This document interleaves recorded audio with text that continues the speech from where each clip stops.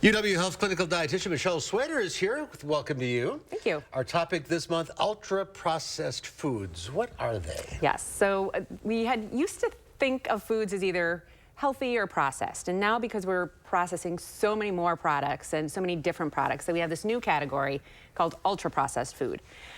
Basically, that's taking a food and adding things to it, changing things, adding chemicals, preservatives, so you really don't have anything left of the original nutrition in the food.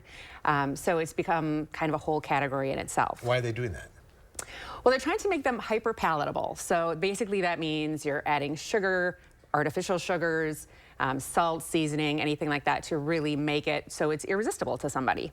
So I assume there are health results of this. There are. We already know that they can impact things like diabetes, cardiovascular diseases, even depression and anxiety. Obviously, you want to eat more foods if you're not feeling well, so that's a vicious circle.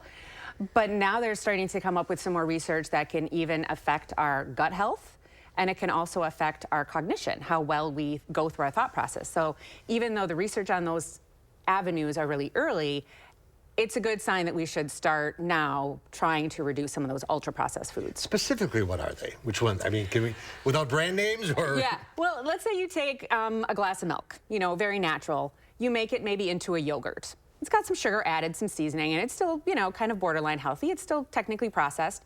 But then if you take it and you make it into some sort of Frozen ice cream treat. Dessert, yes, you know, something that's very processed. I will maybe throw out Dippin' Dots as maybe a brand name, but that's something that is obviously so far away from your glass of milk that you don't really have any of the health benefits that that original glass of milk would have. So what's your advice? What should you do?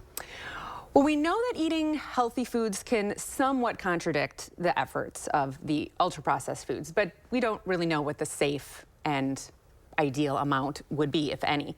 So definitely look at your ingredient list. It's nothing fancier than that. You know, look for a short ingredient list and look for words you can pronounce, obviously. You know, if there's a chemical word in that label, there's that chemical in your food. So really start being a little bit picky about what you put in your body. The simpler, the better. And now is a great time to focus on the produce that we have, you know, in the gardens and at the farmers markets now too. Very natural. Yeah, it is a great time of year on here to eat healthy. Yes. Michelle, thanks for being with us today. Thank you very much. See you next time.